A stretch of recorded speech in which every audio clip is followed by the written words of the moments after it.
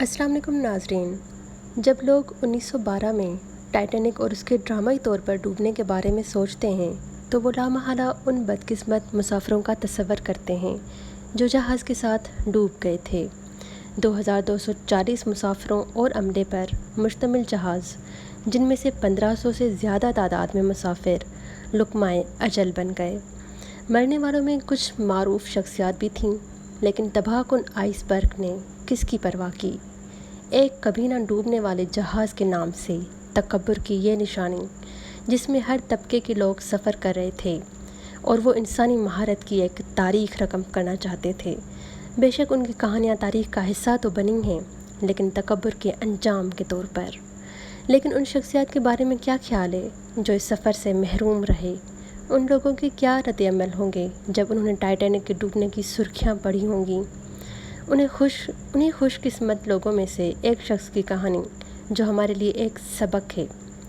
जब टाइटैनिक के सफ़र के लिए टिकट बुक हो रहे थे तो एक शख्स क्लार्क, जो कि किसान था, उसकी शदीद ख्वाहिश थी कि वो अपने 5 बच्चों और बीवी के साथ इन अमीरों के शिप पर सफ़र करे। उसने 7 टिकट बुक करवा लिए।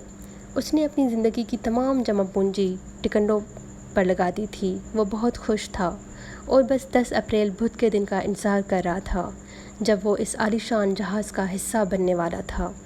लेकिन कुदरत को तो कुछ और ही मंजूर था। हुआ कुछ यूँ कि सफ़र से ठीक 7 दिन पहले उसके पालतू कुत्ते ने उसके एक बेटे को काट लिया। बच्चा बहुत बीमार हो गया, यहाँ तक कि टाइटैनिक की रवानगी का दिन आ गया। टिकट भी रिफंडेबल नहीं थे। क्लार्क की बीवी ने उसको बहुत कहा कि वो बाकी के 4 बच्चों के साथ चला जाए, लेकिन क्लार्क का दिल किसी तरह ना माना। वो अपने बीवी बच्चों को इन हालात में छोड़कर नहीं जाना चाहता था। उसने टाइटैनिक को रोती हुई आंखों और भारी दिल के साथ अलविदा किया, जो एक तरह से उसकी सारी ज़िंदगी की जमा पूंजी और ख्वाबों को अलविदा करना था।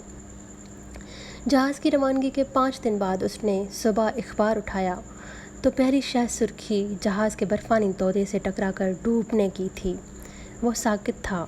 आज वो अपने आप को दुनिया का खुशकिस्मत तरीन इंसान समझ रहा था। जिस कुत्ते को वो एक हफ़्ते से कोस रहा था, आज उसको अपने कुत्ते पर बहुत प्यार आ रहा था। यकीनन कुदरत के हर काम में कोई मसलहत होती है। हमारी रोज़मर्रा ज़िंदगी में कितने ही वाक़यात होते हैं जो इस बात की तरफ इशारा करते हैं। हम अपनी तरफ से प्लानिंग करते हैं, मेहनत करते हैं। जब हम कामयाब होते हैं तो वो कामयाबी हमारे अपने खाते में आती है, लेकिन जब हम नाकाम होते हैं तो हम अपनी किस्मत को कोसते हैं या मायूसी या डिप्रेशन का शिकार हो जाते हैं। हमें नहीं पता होता कि अपनी ज़िंदगी में किए गए फ़ैसले नफ़ा में जाएंगे कि नुकसान में जाएंगे।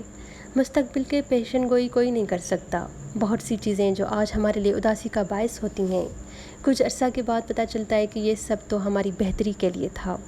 बस मेहनत और ईमानदारी का सिला हमेशा मुस्तक़बिल में एक इनाम के तौर पर वापस मिलता है, क्योंकि असल प्लानिंग तो अल्लाह ताला की